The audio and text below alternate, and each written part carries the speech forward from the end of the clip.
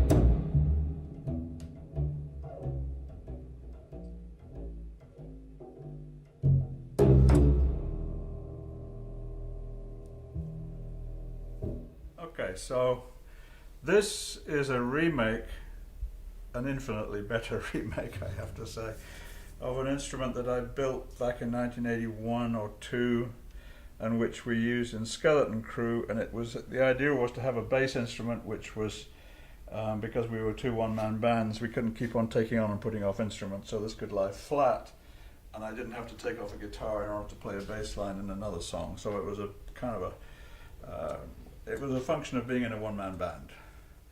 And the idea was that it would be a bass instrument which was more like a bass effect, so it didn't necessarily have to be in tune. The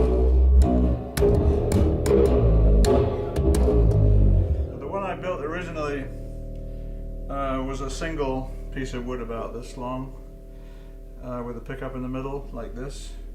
It was a piece of wood that I had lying around, and it was not a very good piece of wood, and I was always getting splinters in my thumbs, which didn't help. But then, fast forward to this year, and I happened to be visiting the late Paul Hostetter's workshop in Bonnie Doon, and there were these two cello necks lying around, and his daughter graciously allowed me to take them away, Kata, the violinist, and we thought it would be a perfect way to reinstate that old instrument with a much better fingerboard. So we did.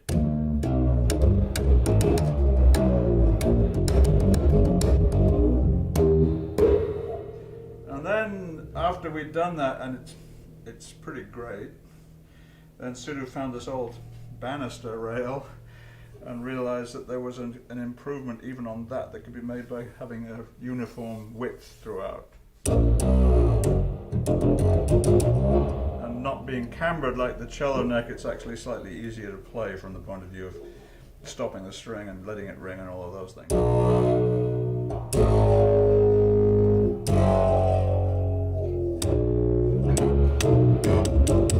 this is Mark III. But it all started from this desire to not have to keep changing instrument all the time.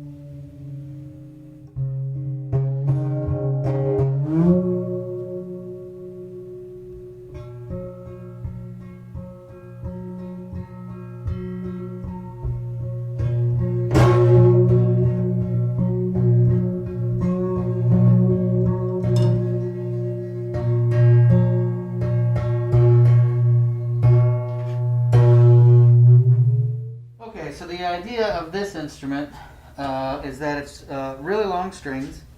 It's got, originally it had one movable bridge, and the idea is that you've got two pickups on either side of the bridge, so that if you set the bridge to a spot, which is some nice ratio, then when you play on one side of the bridge, you can listen to harmonics on the other side of the bridge. Fred's idea was to add a second bridge, so now we've got two bridges that can be moved around, a pickup in the center, and then a pickup on either side, so that you've got essentially three lengths of strings that each has a pickup listening to them. And as with anything, this requires, or would require, practice.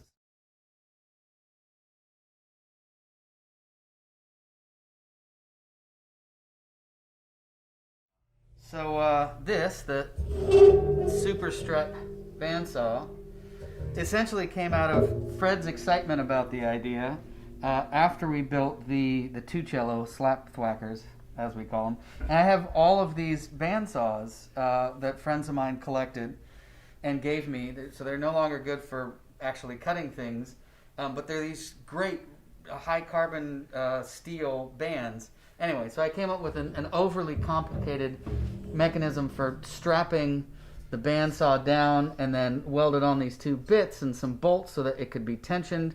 And then Echo Lightwave Unspeakable on Instagram posted about these little crankshaft position indicators. So that's a really nice electromagnetic pickup that you can get from a car or from a car parts supplier place. So similar idea to the slap whackers. The pickup's there, and then you can fret or play harmonics. Or if your fingers get tired, you can use a caster.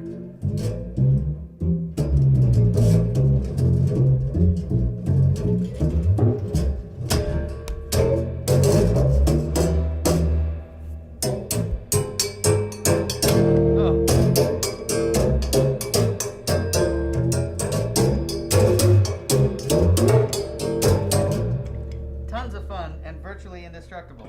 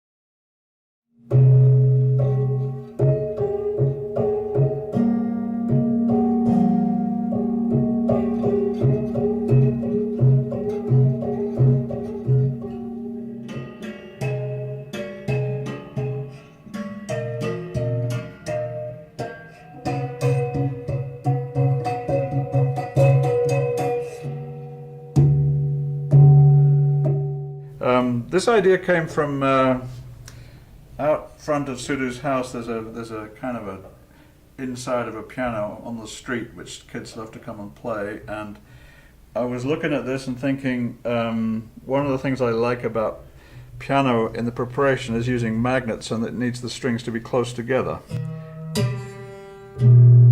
like they are on a piano. So I suggested we do a close string string instrument like a piano would be, except of course it's very small, very short strings, and we don't have to tune them all the same like it would be in a piano. So in this case it's and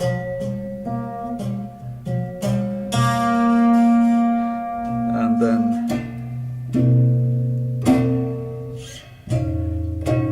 so the position of the magnet changes the overtones. So a lot of issues arise from this, like for example, are we hitting it,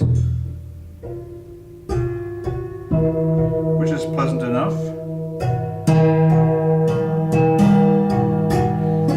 with magnets, without magnets, or plucking it, which is also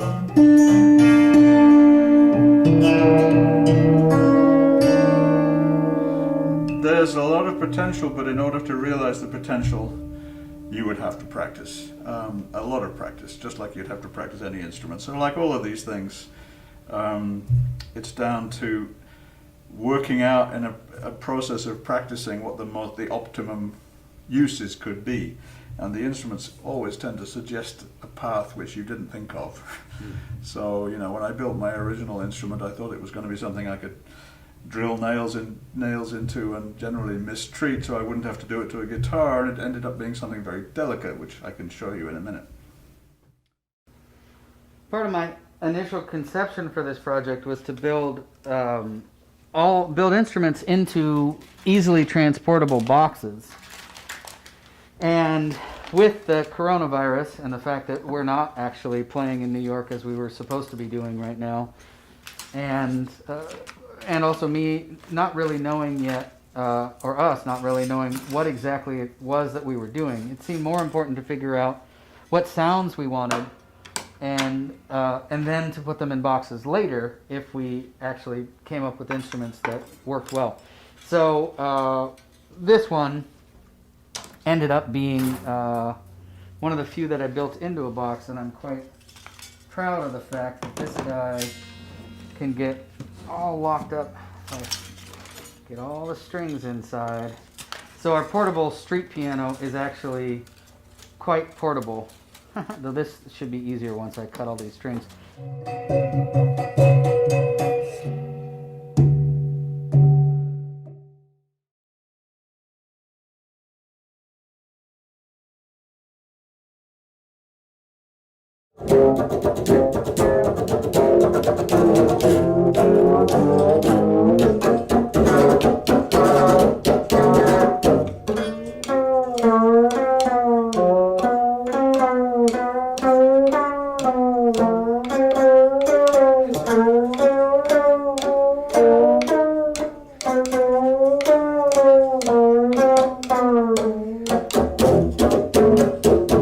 Problem is, there's almost nothing you can do which is going to make this sound good.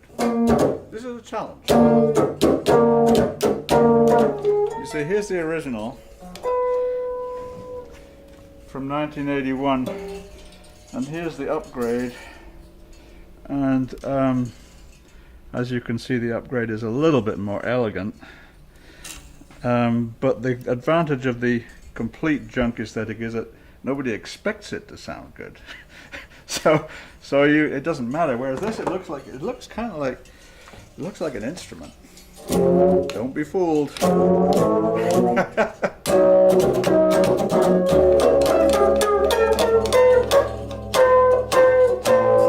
Voila. What can I say?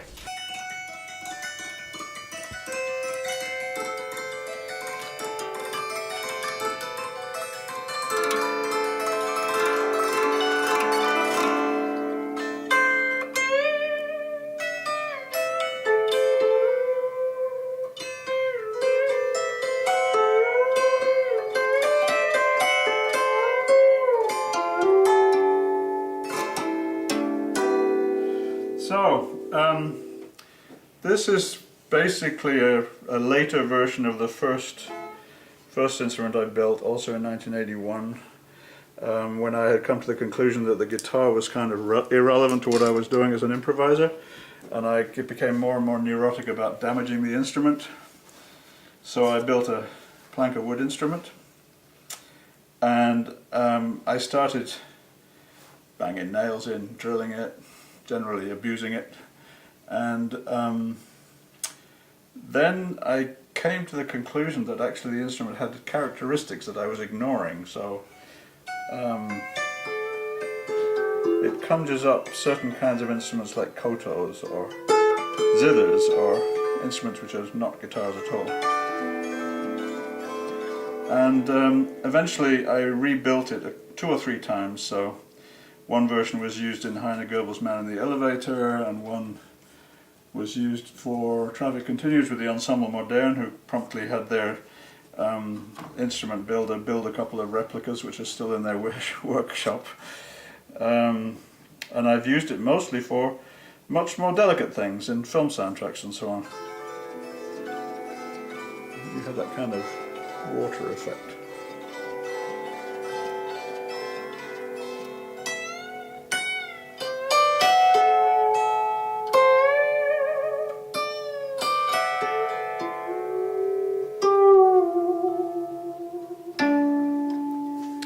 So that's kind of where this all started from my point of view. Yeah, this was kind of Mark II. As you can see, there are still some holes from the drills and the nails. And I used to put the nails in and then bow the nails, so it had a whole extra dimension there. And it was supposed to be more of a kind of a bass version. And you could make a bridge by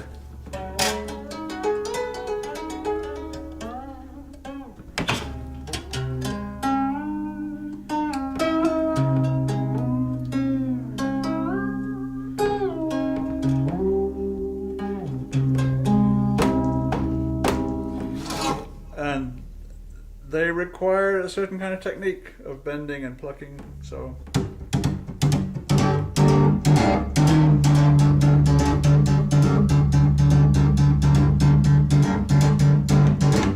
Also as a percussion instrument.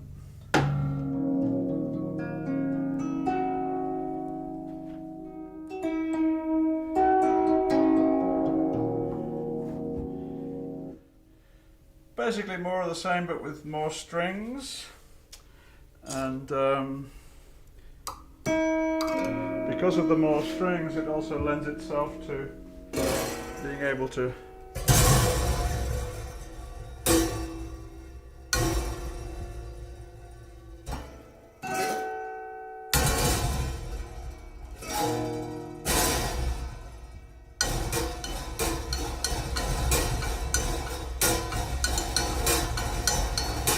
various kinds of percussion.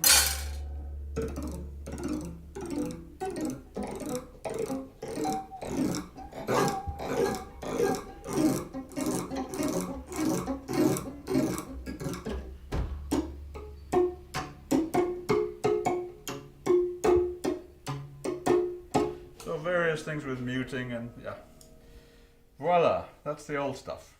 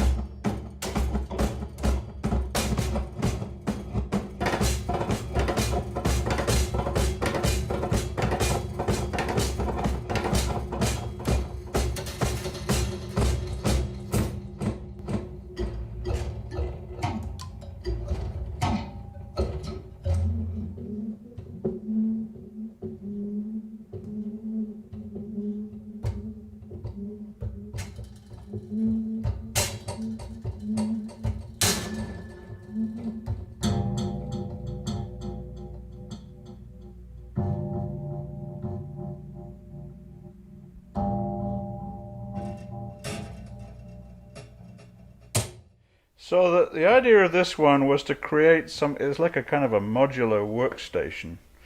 So there are 5 stations. One is this bowl, which one can put things into, attack in various ways, and then there's the surface, which is a percussion device, and then there's this station and this station. And the idea of this is that what you put in there is also variable, so it doesn't always have to be the same. You could put a leaf in there or a twig or anything. The problem is that they have to be the same approximate thickness, but you can change your playing surface. The idea is it's going to be very flexible playing surface. This is also flexible. All of this stuff can come off. You could put other things on there. They don't have to be metal. So one could transform this into using only natural materials, for example, leaves and feathers, and you could do something which would be much more delicate. At the moment it's set up in this kind of metallic way, but because you have this surface, you have a kind of a grounding with the graphic equalizer, you can emphasize certain frequencies.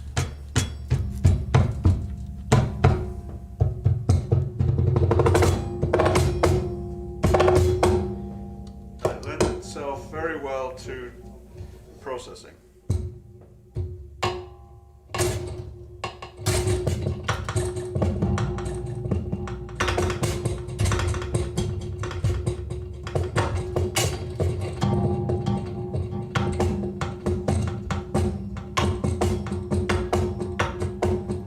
So far, most of what I've gotten out of it seems to function in the rhythmic world. It's a great way to create off-kilter pulses, and I like that a lot. But I think there's a lot of potential to do other things which are yet to be explored.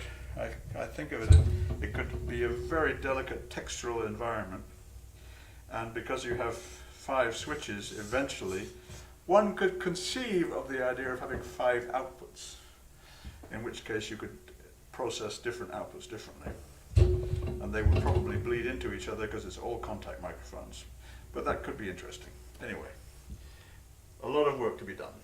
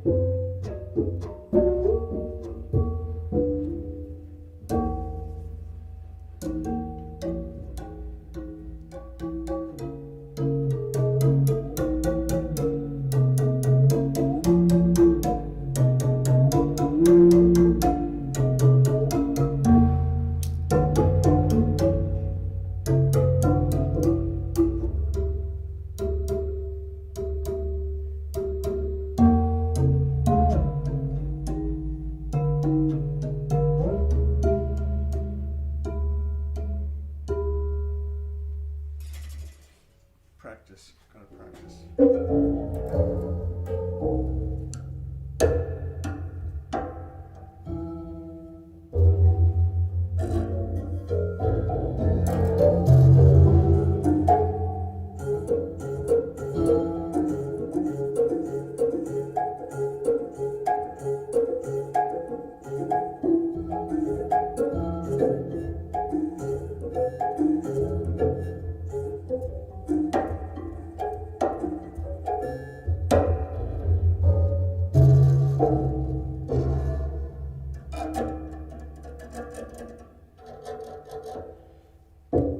Even more practice. I don't know. This is supposed to be easy. Why are we doing this? So, This was one of these fantastic ideas. Cut out a steel plate that's going to match the guitar below, and then it'll all be amplified, and it'll do amazing things. And it turns out, it sounds like an amplified steel plate stuck on top of a guitar. which turns out is not that interesting. So, All right, so not a whole lot going on. So, we try something else.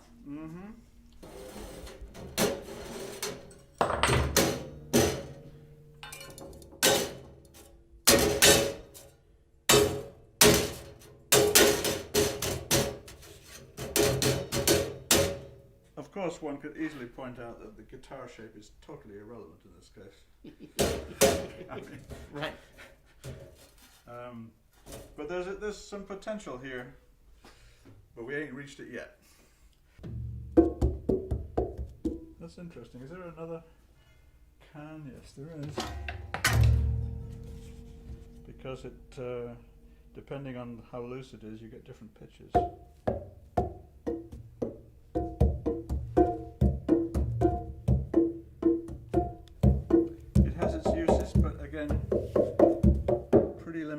this case, but that's not the only thing one could add.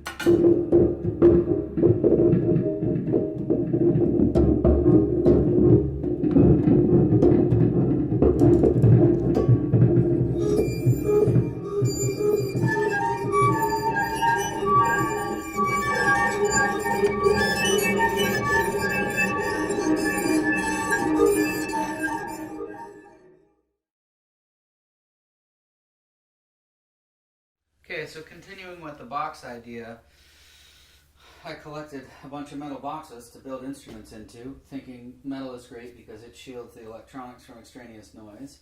This one was a development of the no strings guitar. So you can see here, this is a plank of wood with 2 pickups, more or less where they'd be on a guitar. But in the center I've mounted these 3 magnets, and those magnets then correspond to little blocks of wood, which I can plop in, and now this is pretty securely attached in there.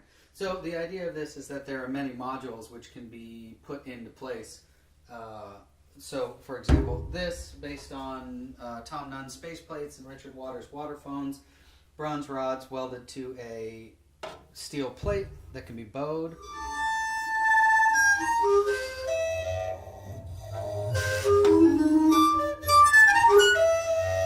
As yet untuned, but we could do taps over here.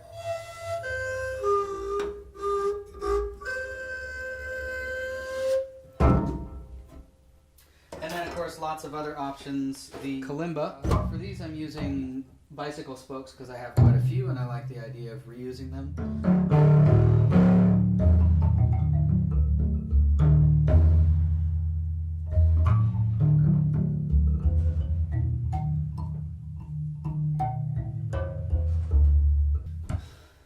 Of course, I love my springs, so there are several spring modules, well 2, by several I mean 2 spring modules, some bigger, larger, lower springs on the back side, some more rhythmic stuff over here, and then little melodic elements in the center.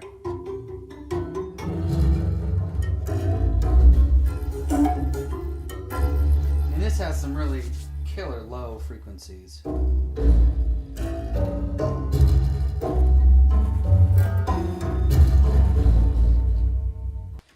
If the lid is shut, this entire surface now becomes playable. So things like this module, which I didn't show yet, this could be played here.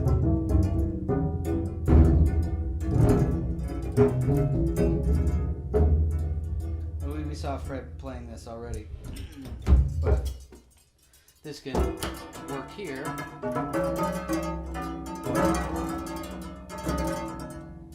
Or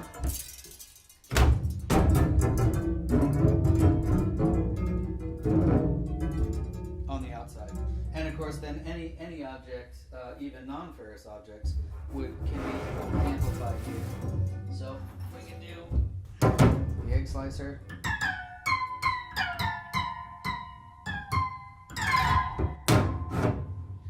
We can do a music box.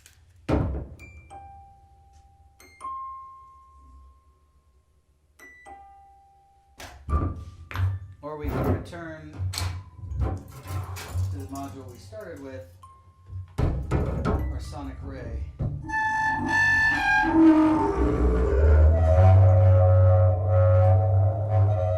And this, it turns out, actually sounds better than using it in the way that it was originally designed to be used.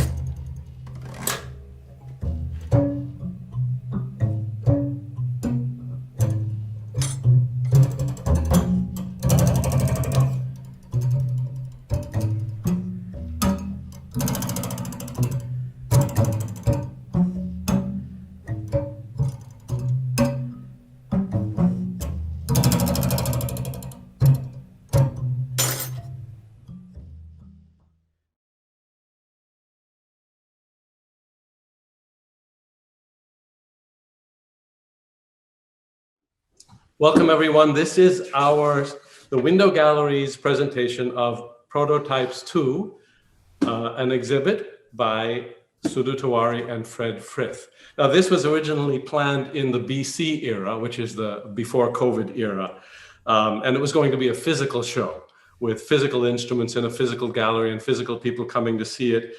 Fred and Sudhu have done a wonderful job of reconceptualizing it as something which is no longer physical, but is transmitted through the ether. Frith, welcome. Good to meet you. Hi. Sudhu? Hi, Bart. Nice to see you. Sudhu Tewari. Let me start by asking the sort of most basic question. Whoever wants to answer may answer. What's the idea behind this show? Fred, do you want to field that one, or shall I? Well, it comes from different directions. There was an impetus on my part back in the early 80s for very pragmatic reasons to build instruments because I no longer really accepted the guitar as something that I wanted to use for improvising. I don't think I even need to go into that in particular detail. It was long time ago, but I built a couple of instruments back then. And then when I first met Sudhu, he was kind of encouraging me to go back and look at those things again, which I hadn't touched in a long time. And that was already 15 or more years ago. And we started a group called Normal, a duo, which consisted of me reconstituting some of my original homemade instruments and Sudhu building his instruments. And it kind of has come out of that practice. So it's come out of the practice of a certain kind of junk aesthetic, because we're not, either of us, especially not me, craftsmen when it comes to building beautiful instruments. That's not really the aesthetic we're operating from. It's more practical about for use largely in improvisation. And so there are factors like how quickly can the instrument respond? How can we interact with other people when we're playing, musical questions like that. So I guess philosophically, that's where it begins. Yeah. And this specific little chunk of it came practically, David Samus suggested that you and I do a show together. And then because we were doing a show of instruments, we had to build a bunch of instruments. So then we had to think about what we would do and why we would do it. And having done it, what might happen after that, which is where we currently are. What was the division of labor putting this show together? Sudhu did everything. Well, we would talk about things. I have this backlog of ideas of various things that I wanted to do, and I had ideas about what I thought would be really, really interesting, and then Fred and I would talk about it, and certain things would arise that quite clearly were really exciting to work on. And so then I'd put in some work on those, and then we'd meet, and Fred would do something really interesting when he met the instrument for the first time, and that would inspire a bunch of ideas, and then we'd move into building some stuff again, and we went back and forth many times.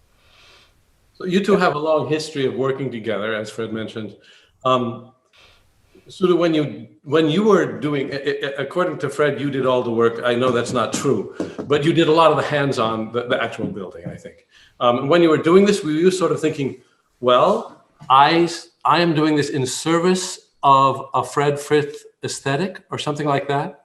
I did different things, and it became clear actually after several of the conversations that Fred and I had, where I started and where I ended up, or where we started and where we ended up, was quite different. Originally I thought, okay, I'll build a bunch of instruments. One idea was they're all going to be in boxes so that we can travel with them. We're supposed to have been in New York this week playing shows, potentially with these instruments that could travel well. And so one of my ideas was I'll build everything into a box, and then it'll be easy to transport, and that'll be great. And then it turned out we're not actually doing any traveling, and we wasn't sure what to put in the boxes. and it seemed like it would be more relevant to worry about what sounds we were making. And, Fred has been looking at what gestures we might use to make those sounds. That's more important than worrying about how we're going to transport them at this point. And now I've sort of forgotten what the original question was. Were you thinking about Fred's style when you made the instruments? Well, like having had this relationship with Fred over years and seen him play and play with him, I have a sense of what he does and how he does it. And there were some instruments I started building with that very much in mind. But as Fred aptly pointed out, he already has instruments on which he can do those things. And so what we're trying to find are the things that both of us don't know yet exist. That's sort of the interesting thing, and that's hard to foresee. Yeah, I think part of the conversation has been about when you gestate and an instrument emerges, it may not be kind of what you thought you would have when you started. And there's an axiom which says that if you finish a process with what you thought you would have when you started, you've probably failed. So the process is obviously going to produce something unexpected. And I was certainly interested in developing kinds of instruments where the playing gesture, the thing that you need to do to produce the sound, was not something in my skill set necessarily. Right. It would be something to look at it from a different point of view, to refresh my synapses a little bit. And the other thing, of course, it's worth mentioning is that, like any instrument, you build something, it doesn't play itself. You have to practice. And it's only in the process of practicing that you discover what the instrument is, and you discover what the best gestures are to get sound out of it. And so, on the one hand, yes, we have that restless curiosity to see what happens if we do that. But on the other hand, once it's there, then it demands a pretty rigorous approach to actually spending time with it and learning about it and figuring out, because otherwise it's just an object which doesn't have a life. And the life emerges from your engagement with it as a musician, and to explore what its potential is. And then it turns into something useful, or maybe not. Well, you're forcing me to jump ahead in the things that I wanted to bring up. So both you and Sudhu are very good at approaching new sound-making devices very quickly. This is apparent in the videos that I just saw, and I knew anyway. That you're good at approaching something you've never seen before, and having good instincts for thinking about what it can do, where to go with it, good intuitions, coming up with things that the person who made it may never have intended, but are probably way better than what the person intended. That's a special skill. It's very different from being a virtuoso on a particular instrument, right? And it's very in the moment. On the other hand, in the videos, which I have seen unedited versions of a couple times, the comment was made, this is going to require some practice. So, that to me, that's an interesting thing. I mean, people come over to my place where there's a ton of instruments, and they look at them, and there are some people who just are right there with it, and these are generally not highly conservatory trained musicians who can do that. Or I don't want to say that, but you see what I'm saying. So I mean, is your expectation that you practice and learn to play these instruments, or what? Well, it's like this. I mean, that formulation suggests that there's already an existing tradition that it demands that you practice this kind of thing. It's not that kind of practice. It's more like a journey of discovery as to what the instrument actually is and what it's capable of. Right. And so it's not practicing something that you've already conceived. It's working with what you have to discover what it is. And it's only in discovering what it is that it turns out to have a use. And what that use may not be quite what you imagined. And for example, we've both been talking, and I'm sure Sudhu can go further with this, but we've both been talking about the idea that these instruments in the end may not be primarily for improvising. Maybe they're more interesting when we start using them for composed music or pre-composed music, as you would put it. So that's still to be determined. Yeah. A lot of this is about sort of in the moment versus prescriptive and thought out. a lot of those kinds of questions. Well, I mean, I wanted to add about your other question that one of the things I have students who haven't been improvising before, and I'm doing workshops. One thing I ask them to do is to I go around in a circle and I ask students to play their instrument as if they've never seen it before and have no idea what it is. And the interesting thing is when they play their instrument like they play it, and then they play it the way that I'm suggesting, almost every time it happens, people much prefer what happens in the second than the first. In other words, when they don't know what the instrument is and they're approaching it from that point of view, much more interesting things seem to happen. Yes. Which is an interesting point when you're thinking you spent years learning how to do something, and doing it without that learning seems to produce a more interesting result, at least in that very crude moment. And I think we are necessarily in a position where we're approaching the instruments without knowing what they are, because we don't know what they are. We have a rough idea of the kinds of things that you can do to make sound, but it's always more to it. And so it's that journey into the unknown, which is maybe a big motivator for us. Yeah. Would you agree with that? I would definitely agree. And, there's sort of two forms of practice. One practice is playing the instrument and finding the sounds in it that you didn't know were there. And then by accident, you might do something that sounds really good. And then you have to figure out how to do that again if you want to. And that's another form of practice. Well, what if I reach all the way up here and do that quickly, and then softly but hard on this side, and practicing the actual physical gestures to be able to recreate it. Right. An accident is always a potential technique. It's a question of whether how you accept it or not in the moment. Every time you improvise, things happen you don't expect. If you want to have them happen again, then you have to learn how to make that work. Right. Otherwise, they're always going to be random. And maybe you prefer just to have random things. Or maybe you think, I really would like to be able to do that again. And then it becomes technique. What is the future of these instruments?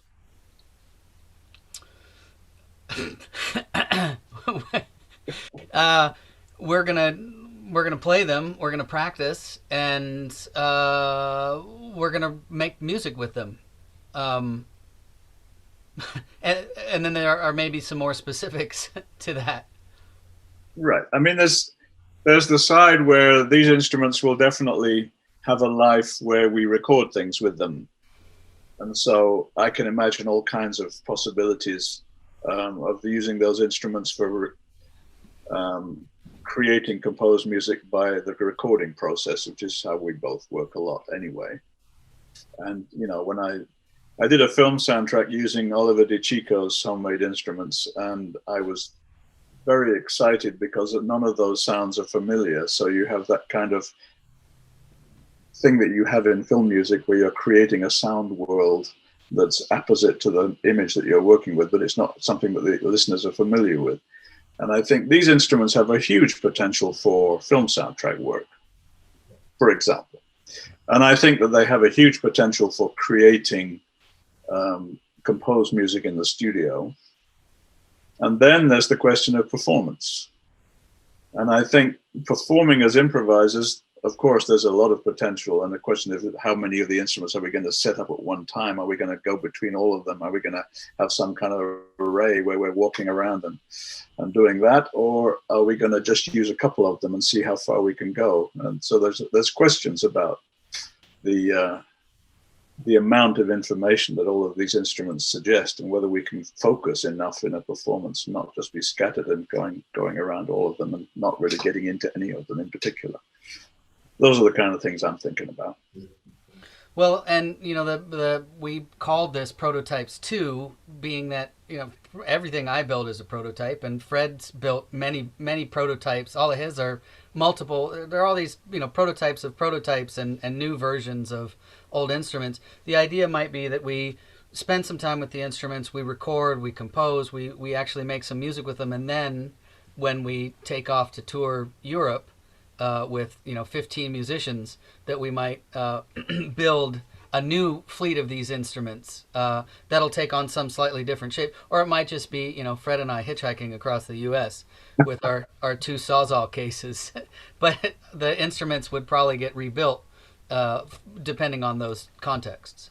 Well, that relates to something that I've heard or seen or read Fred saying in the past. You've talked about the instruments that you built, the fact that you deliberately made them rough rather than refined. And there are reasons for that and reasons why it kind of works. And there's also the related question of, are these what you could call living instruments, meaning they would change and evolve, even if that means mistreating them a little bit? Well, there's two aspects to that, I think. One is that the instrument is what it is regardless. And the things that I made with a rough aesthetic, meaning that I felt like I could, to a certain degree, not worry about how I was treating them.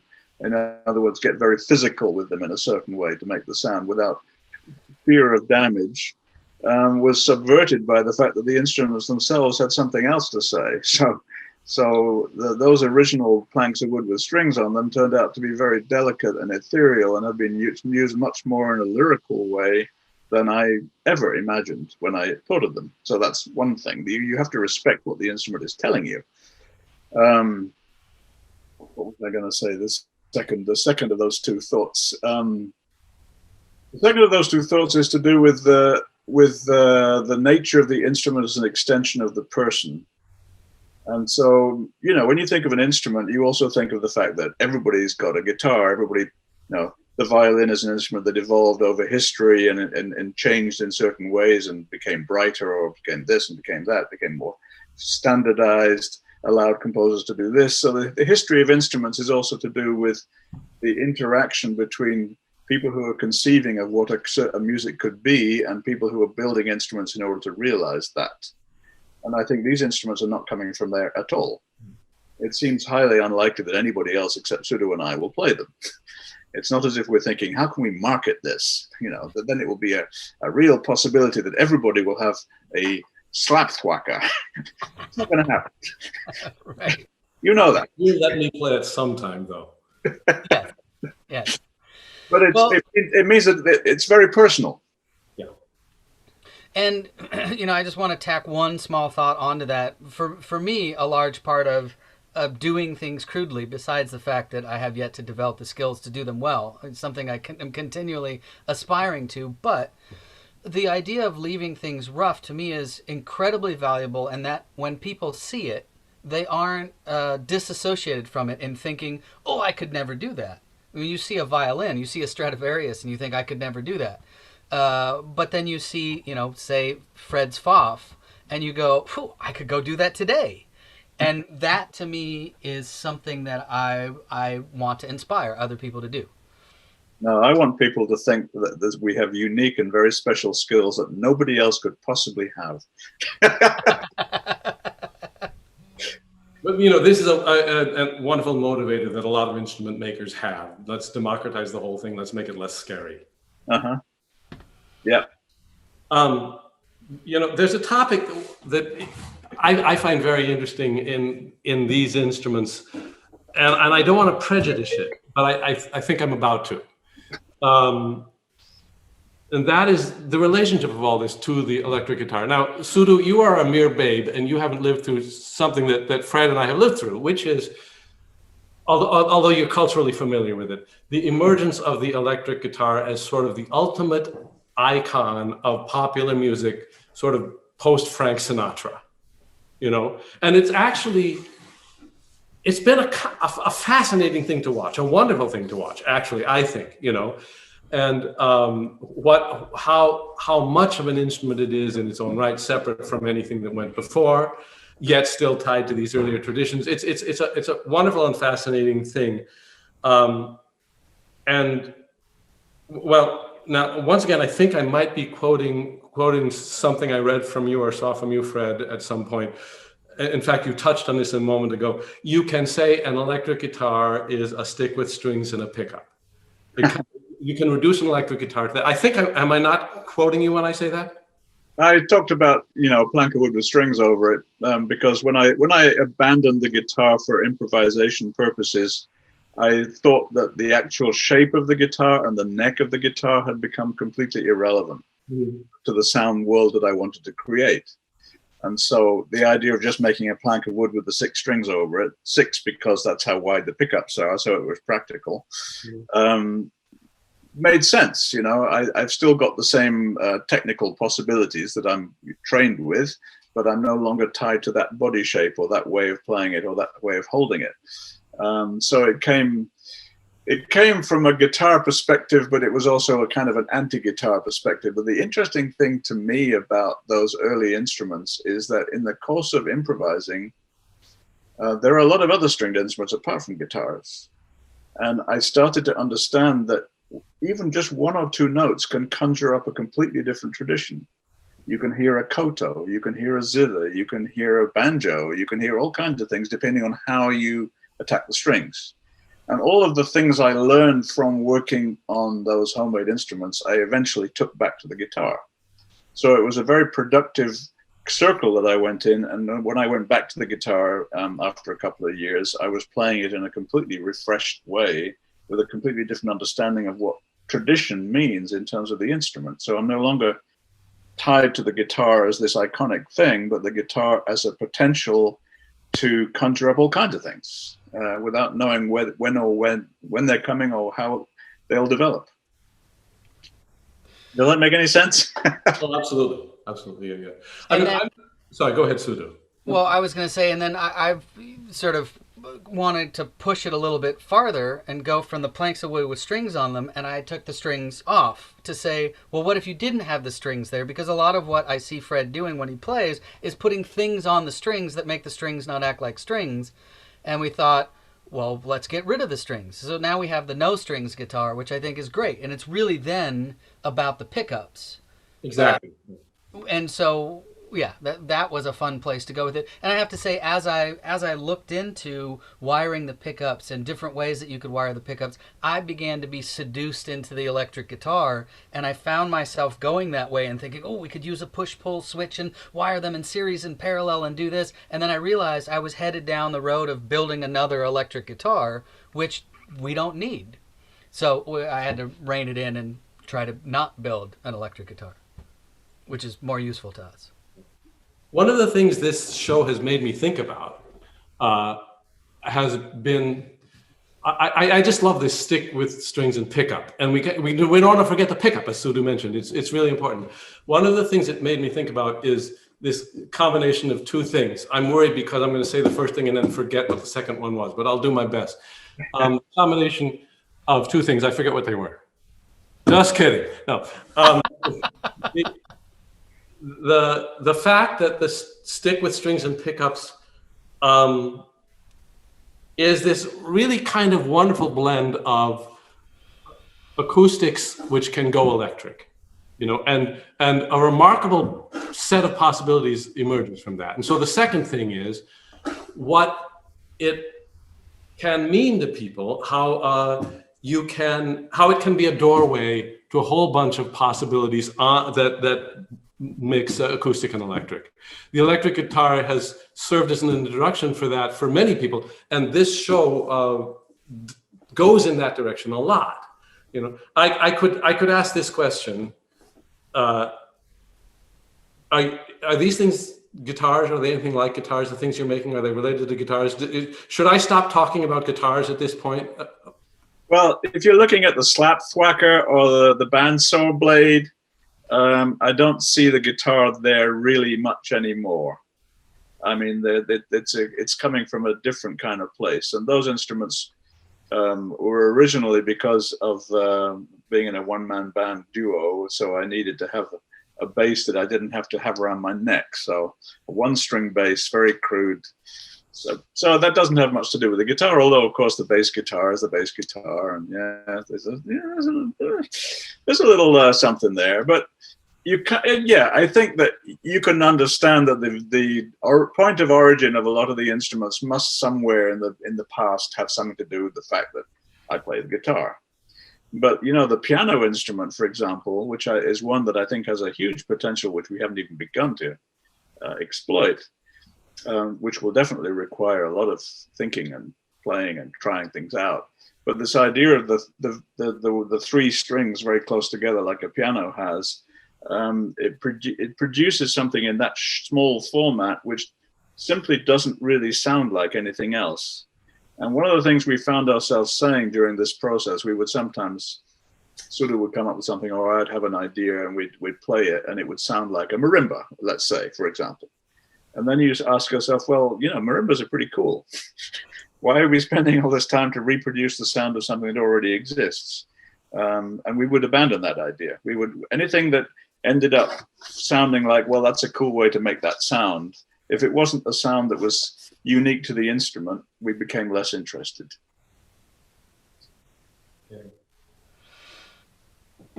What he said. What are your next projects?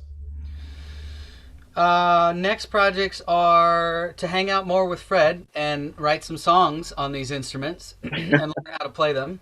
And I have this thing in front of my house where there are a bunch of musical instruments I put out, and an old piano. So the kids come by and they stomp on a thing and it makes a sound, and they bash a tennis ball into the piano. And now some pieces from your installation that I helped with, the Play Here, has now come to live in part at my house. And so I want to refurbish my front yard to make a sound grotto, the street piano where people can come and make noise and enjoy making noise in this pandemic time.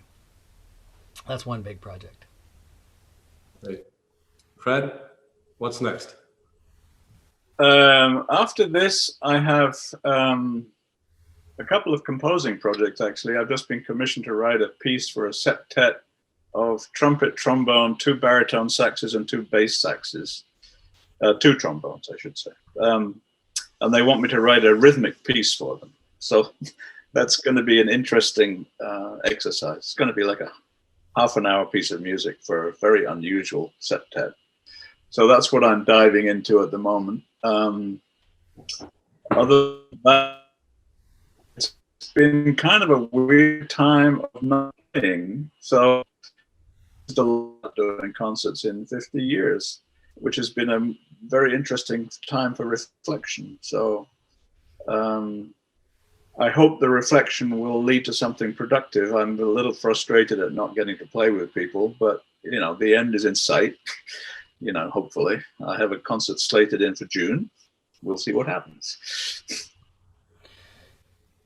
But Fred, you've been able to work on some CD projects, and well, you too.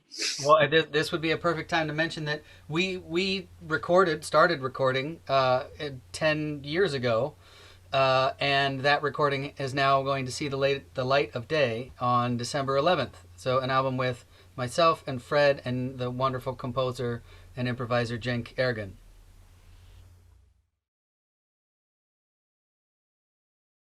So on behalf of the Window Gallery and the Center for New Music, by the way, David Seamus probably said it at the beginning, I'll say it at the end, many thanks to the Center for New Music for making the Window Gallery possible, the Window Gallery being the sponsor of this event.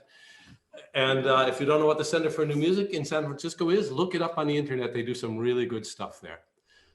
Fred and Sudhu, thank you very, very much. This has been a wonderful conversation. Thank you. Thank you.